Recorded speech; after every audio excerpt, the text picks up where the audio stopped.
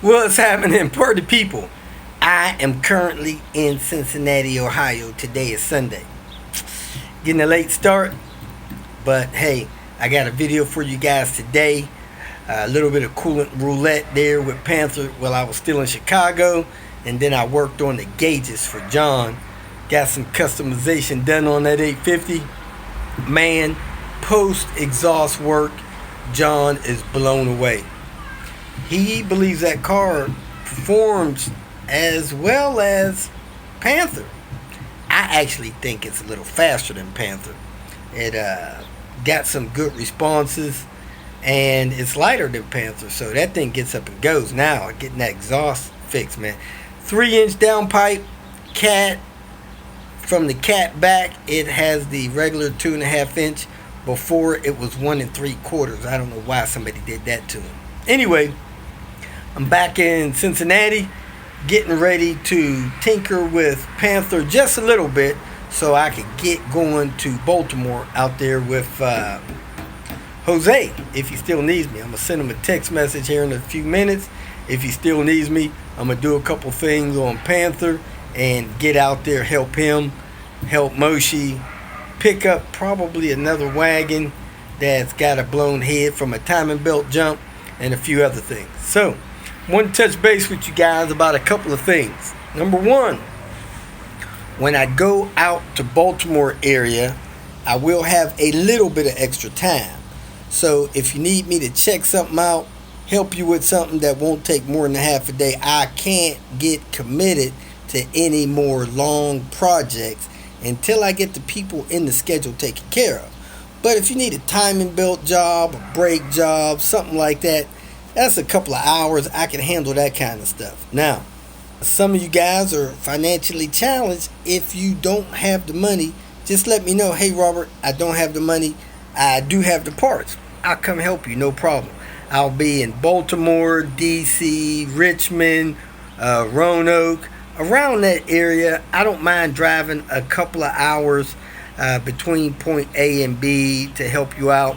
Anywhere within an hour or two of those areas, I can help you out. Now, I mean, if you need me to stay and do a couple of quick projects, won't take more than a half a day, and you want to help with hotel, some change for some labor, that's fine too. Sometimes people ask, hey, Robert, how can I help you out with a little tip or something? I do get tips mostly through PayPal.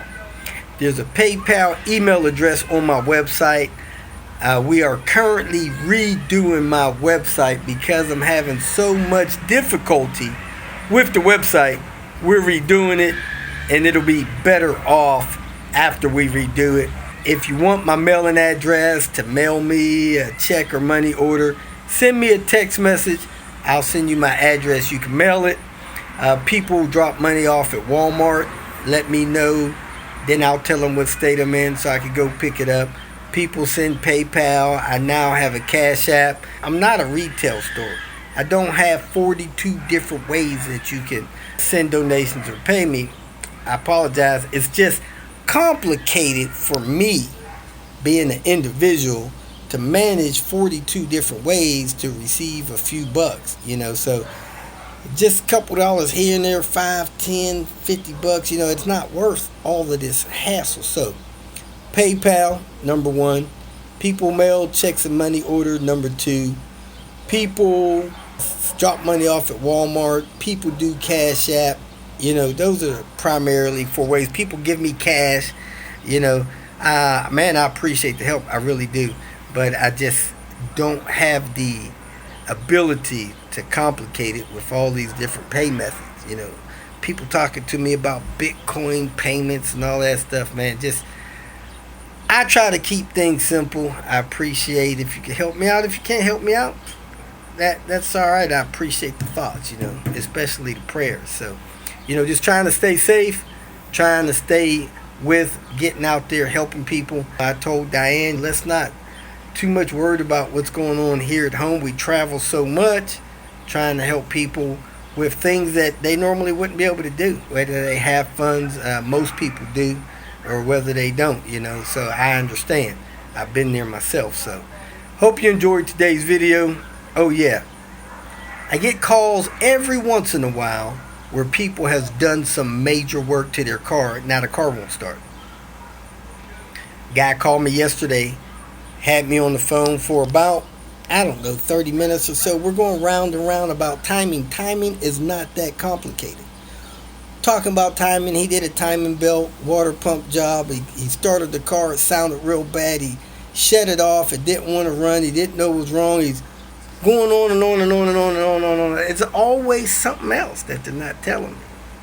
Turned out, for some reason, he disconnected the turbo piping. Once that air leaves that turbo and goes to your intake manifold, you can't have none of that stuff loose, or that vehicle is not going to run. It's like you trying to run a marathon with a knife sticking out your lung. It's not going to happen.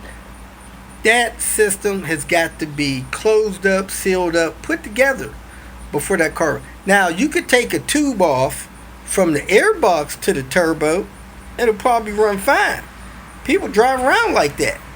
But after the turbo to your intake manifold, all that stuff needs to be together, because that stuff has sensors in there, is pressurized or it's in vacuum, depending on where you are in the driving or idling of it. You can't have that stuff disconnected. I bought a car one day because the guy was told his turbo was bad. I got to the car, I said, let me see how bad this turbo is. Tried to start it up, it was blowing black smoke, not running right. I put my hand on the turbo, took off the intake tube. Turbo felt fine. I get down on the ground, look under the car, and the whole bottom of the front of the intercooler was torn open. He had drove up on one of them curb stops, and when he backed off of it, it ripped the bottom of that intercooler open. I said, man, I hate to do this to myself, because he had a $2,300 or $2,800 estimate to replace the turbo on that V70. Beautiful car. I said, hey man, I hate to do this to myself, but nothing's wrong with your turbo. Your intercooler's torn open, and that's what's causing all these issues. He looked at his man, I'm done. You want this car or not? Okay, I'll be glad to. Bought that beautiful V70 for about $280. Drug that thing home. Me and Buster Brown has all that kind of stuff. He gave me an intercooler for it, dropped that in there, did some maintenance on that car. I flipped it, did pretty good on that one. You gotta have all of that turbo piping, pressure tubing stuff, anything that can be pressurized after that turbo to that intercooler has got to be together. So just want to make sure you guys know that. And I'm also going to make a couple of videos teaching people how to explain stuff to mechanics. The terms and the things that we say to describe things will help us help you quicker and better. You know, like noises that a wheel hub makes when they're bad, that's typically called honing. My daughter calls it a rhythm. So anyway, I want to throw those terms out there so guys can share that with people. People can learn what these mechanical terms are and naming parts and stuff like that, so they can explain that stuff better when they reach out for help. So, hey, thanks for tuning in. Thanks for watching. Hope you have a good rest of your weekend, and I'm going to get to work. Welcome to Hanging Out with Robert. That's me. This video contains things that I encounter throughout the day. If for some reason I complete a task and you would like to see the details, you can click on the link in the description area below. This video also contains tips and tricks that I learned throughout the years. I plan on leaving this video accessible for about 30 days. After that, you can view it through my Patreon account. Thank you very much for watching. Kicking off the Tinker Day. Going to get Diane's and I lunch. What do we got here? 850 Turbo. You think these folks know me? Probably not. I think probably 10% of the Volvo owners, P80 drivers know me. But man, this one's got a big exhaust. It looks like it's got T5 wheels. It's got turbo on the back.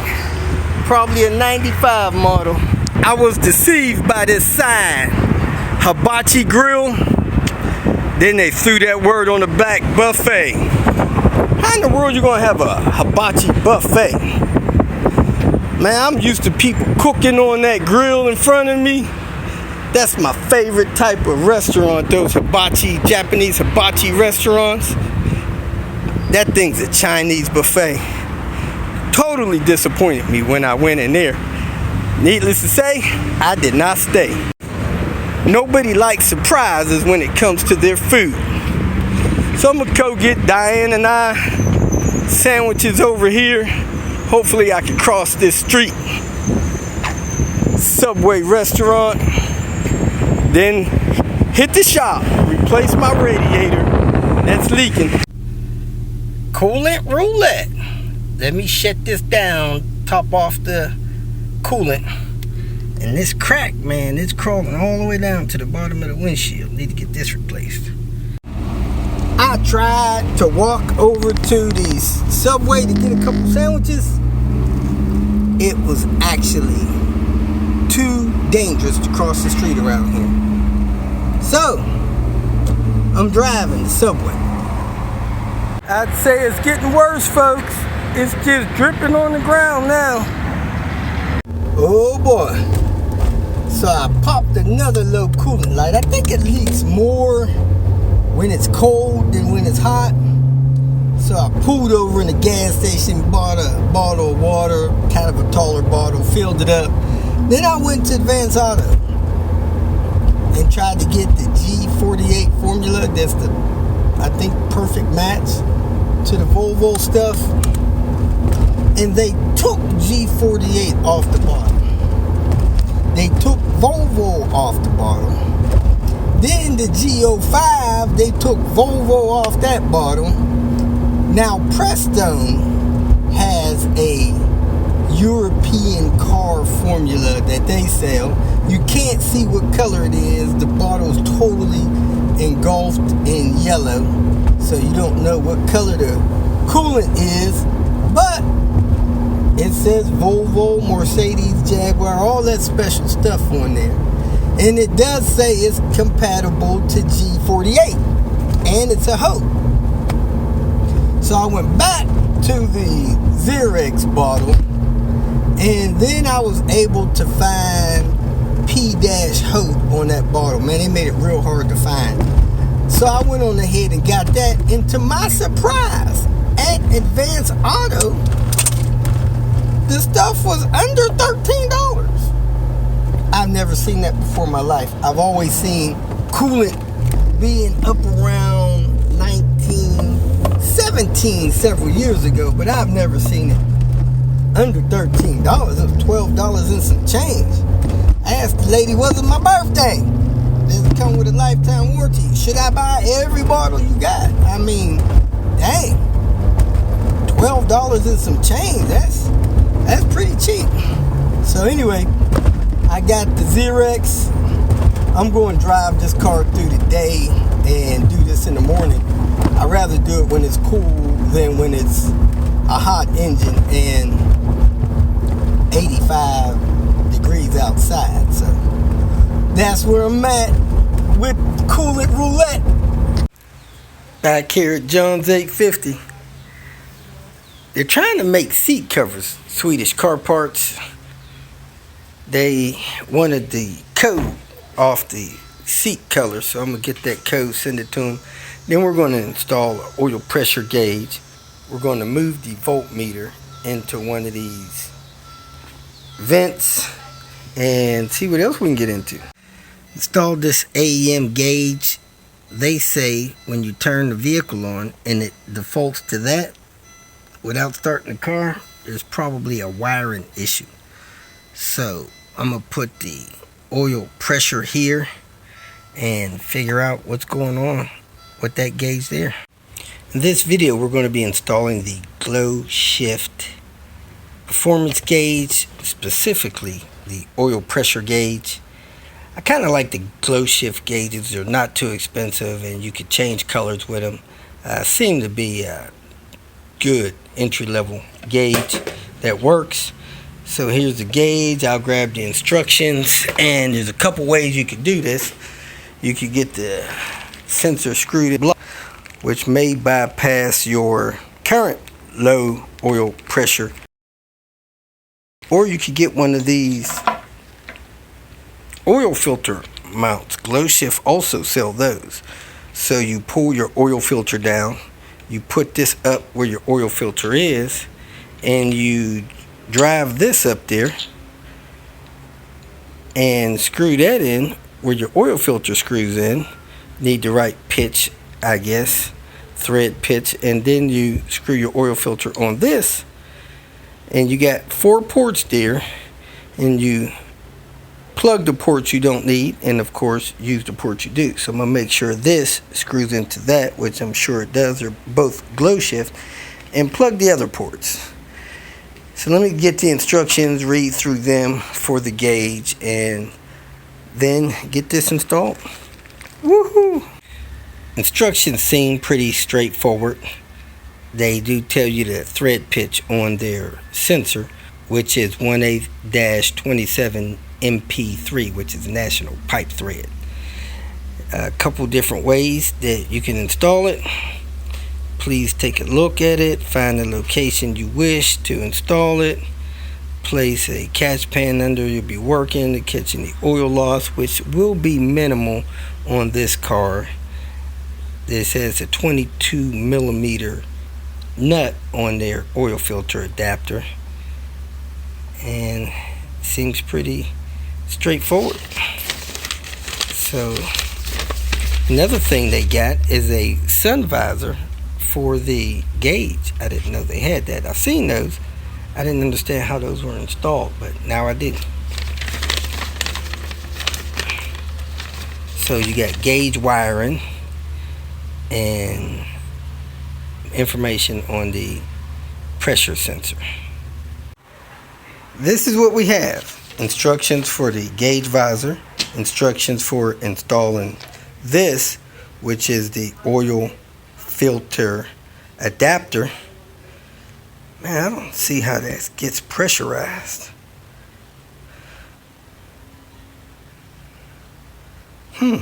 Interesting. This is bolted up to the oil filter area, and I guess this is area gets pressurized with oil on the delivery, and the return comes through the filter. I mean, I don't know. This gets screwed where the oil filter is. We got 4 plugs for it. We got a gauge. We have a gauge sun visor, which if you need it, you can slide that over your gauge before you install it, and that'll block out some of the sun on your gauge. We have a harness from the sensor all the way to the gauge. This will go through your firewall, and then we have a sensor that'll screw into this. Then we have the harness for the gauge being wired to the car, which the gauge in there is probably got the same wiring. So I may just unplug that gauge that's for the voltage, plug this one in, and that's it. So let's start off by pulling the oil filter, screwing this up in there, then screwing the oil filter on this. See how I'm going to position it. Then I'm going to put the plugs in the holes I don't need, and then put the sensor in the hole I do need. So let's go check that out.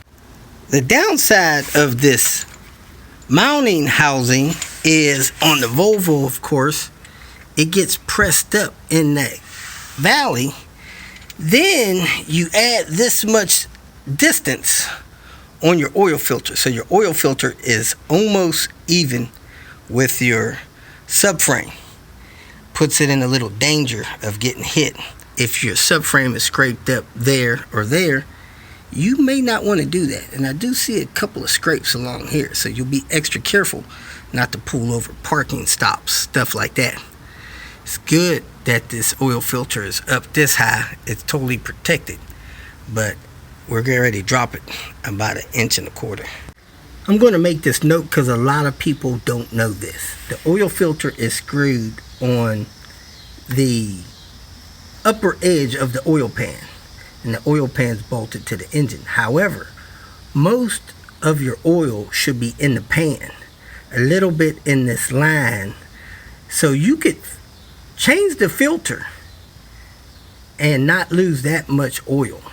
So we may lose, I don't know, 8 ounces of oil. We'll see. We got a clean pan here. We're going to catch the oil in. But you're not going to lose that much by unscrewing this filter. So you do not have to drain any oil. It will do you no good. The filter is off. As I said, lost very little oil.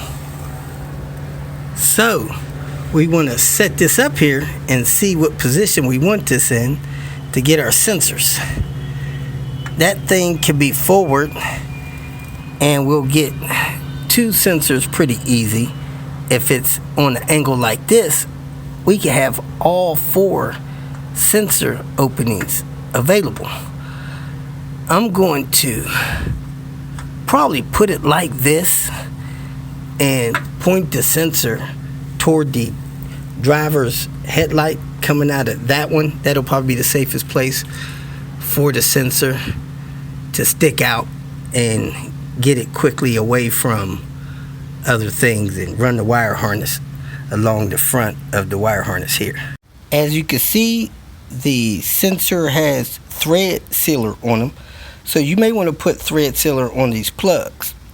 Not sure if the aluminum will be enough or the paint on there will be enough. So I'm going to go ahead and screw in 3 plugs, tighten that sensor in, set this in place, and then tighten that in. Here's my Permatex high temperature thread sealant. I'm going to go ahead and put that on there. The part number is 59214. It looks like a T30. We'll screw those in perfectly. Probably a 6mm. It's pretty close to this 3/16. So the 3/16 may screw it in there as well. So I'm going to go ahead and put these 3 plugs in there, and then after I put thread sealer on there, and then I'm going to tighten that sensor down. The sensor's 22mm. However, they don't tell you what size that is. But this 1 1/16 inch fits on there. I'm going to try to figure out what that is in millimeters. Probably like a 28. I put that thing till it was finger snug, and then a 1/4 of a turn. Don't want to over tighten that, damage that seal. Now I'm going to go ahead and screw the oil filter on there. The sensors installed, the brackets installed, the filters installed, and this is where we're at. The filter's about equal with the subframe. Be careful. My thoughts is to have the base a little bit tighter than the filter, so I would probably torque that base down to 15, maybe 20 foot-pounds, and torque the filter down to 10, so when you take the filter out, it doesn't pull that out. But at any rate, you want to make sure you don't get no oil leaks. So I tightened the sensor a little more. I plugged the sensor in. I zip tied it to the wire harness going up toward the pass-through. Coming up along here, now I get to the pass-through, and I can't get the wire through the pass-through. However, I ran 3 extra wires through there last time I was here. So I'm going to tape that thing real good to one of those wires, probably the white one, pull it through with that, then I'll have it inside the car where I can run it up to the gauge pod. The gauge pod. I think I have it taped up real good, so you could have somebody pull it through while you push it through, or you could go back and forth, pushing and pulling at the same time. Let me see which way I'm going to choose to go. There it is, folks. It is through. I had John pulling it in while I held these other wires. Also made room for that wire to go through because it had a kind of the plug adapter head on it. I had 3 spare wires sticking out of here. I pulled 2 of them through, so there was only 1. I taped the 1 to the harness, and then taped the other 2 on the back side of the head, and then we pulled them through. went through pretty easy. So if you come in here, you can see we used the green to pull it through, and I taped the white and red on the back of it. The head of this plug is here, and of course is protected by the tape coming through the pass-through. So this should be enough wire to go up to this gauge. It looks like I got an inch or two to spare. And I have a mosquito after me, so I gotta go get my mosquito resistance. Now I'm gonna take these Phillips out, drop this down, figure out how to get that wire up there. I'm also gonna put a gauge in here, so I'm gonna have to drill in that duct under there to run the wires through there as well. Little hole. We're also having no boost gauge, so the boost line must have gotten crimped somehow. So we're going to check that out. So we're going to take this voltmeter, move it down here, put our oil pressure right here. Figure out what's going on with our AFR. I pulled on this a little bit and the AFR unplugged. Maybe that had something to do with it. Looks like I have cutouts in here, and this boost tubing is very soft, so maybe it just got crimped. I need to pull that down. So I'm going to take this and cut this slot all the way down on this. Let me get this out of here. This is a problem. Probably a smarter thing to do is take this A-pillar and cut it right here, and just use that part. Use this for the rest of your A-pillar. But I'm trying to do it that way. I don't know why. So I'm going to take this A-pillar off of here, take this wiring through here, and cut this slot out down here because I'm crimping my boost gauge wiring. I had to give my boost gauge a lot more room to breathe. So I'm going to take that out, put the other gauge in there, and I'm going to cut this thing off down here with something. Probably just a 10 snip. Chop, chop, chop. Get that whole piece off, so it's not making a hazard for my man, no, that actually holds in there. So I'm probably just going to try to cut a bigger chunk out of here. Man, I don't know, that kind of sucks. Definitely got to pull this hose tighter, man. This boost, man, it can't be crimped. Or as I did with, oh man, I thought this had a hole going in here, but it doesn't. So those screws are shorter. I don't know, I'd have to drill into here to make holes to hold that on there if this is not holding it on there. Let me work this out in my mind and get it done. Real tough getting the wires from up here to down here. Two things. One, take this speaker out so you could run the wires around the ducting. Two, take this knee bolster out so you can see up there where that stuff comes through. See, there's my green wire. I fed it down. I'm going to tape it to this, pull it up there. A lot easier. Have the plug up here, should be good to go.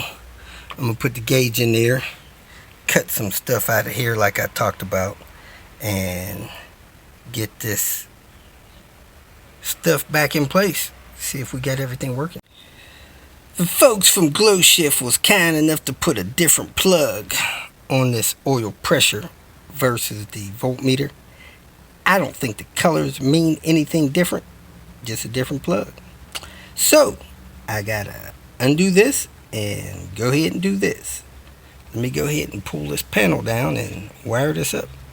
My wires are terminating right behind this panel, so it's probably easier for me to clip them right here and wire them up right here and not bust that up and redo that. I don't think that'll benefit me at all. So let me go ahead and crack this. Because I'm getting ready to cut some wires, I'm going to go ahead and disconnect the ground on the battery. I found a wire that may have been loose on this AEM gauge. I got this gauge in, this gauge in. I'm going to go ahead and hook up the battery, turn on the key, test the lighting, and then start the car. Hopefully this AM will work. Battery juice is good because we have a clock. Go ahead and turn this on. It'll have 12 volts on at all times, and that'll help the memory of the lighting. All right. I wonder why we got 100% oil pressure. It's kind of backwards. I don't know what's going on with that. Let's see if the lights dim when I go lights dim. Yep, lights dim.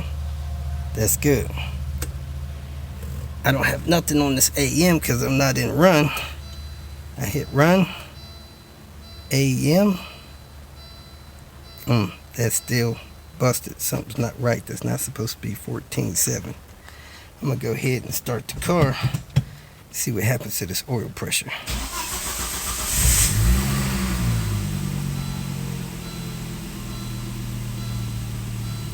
Oil pressure is backwards, up near 100. Something's not right there. Got to figure that out. And the AM still not working. Close shift came with this flimsy tubing. When I push it down through the dash and come down out the bottom, it gets pinched somewhere. It can't breathe. I don't have any boost gauge. I have this hard tubing here I bought from AutoZone or somewhere. It breathes fine, but the tube is too small for me to put my vacuum hose on it. These little red butt connectors come on it. I could squeeze it in there and put the tube over there, but I want to get that metal out.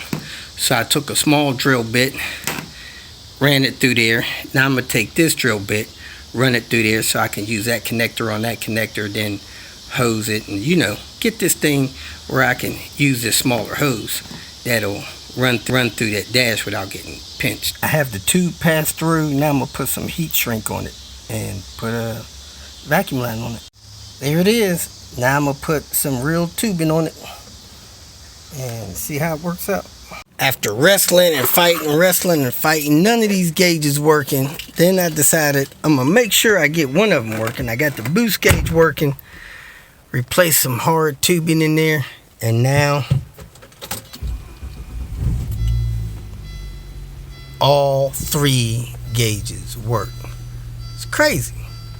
So there we are with our oil pressure. There we are with our AFR.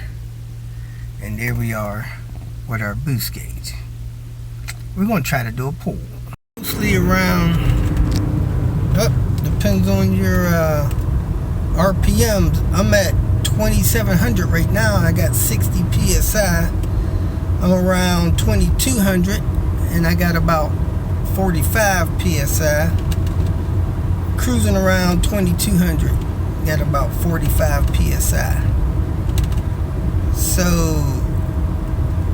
I'm gonna hit 3,000. I'm at 2,500. I got 50 PSI at 2,500. Oh, about 60 PSI. Almost at 2,500.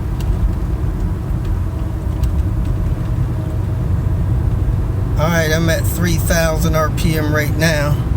And I got 65, almost 70 PSI. Oil pump's working.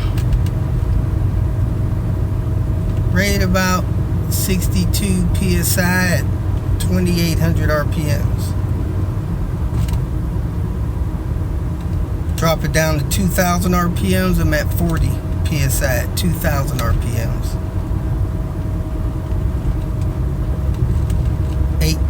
1,700 RPMs. I'm at 34 PSI.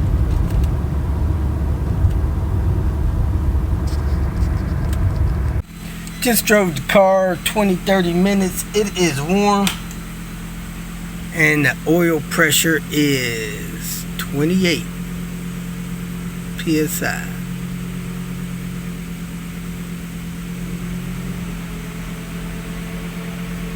If you feel that this information was useful, please like it and share it with your social media friends. You can subscribe to my channel so that you will get notifications of future videos that I post. You can follow me on Twitter, and if you need to contact me directly, please visit my website. And if you have any questions, leave them below, and someone or myself will reply to them. Again, thank you very much for watching.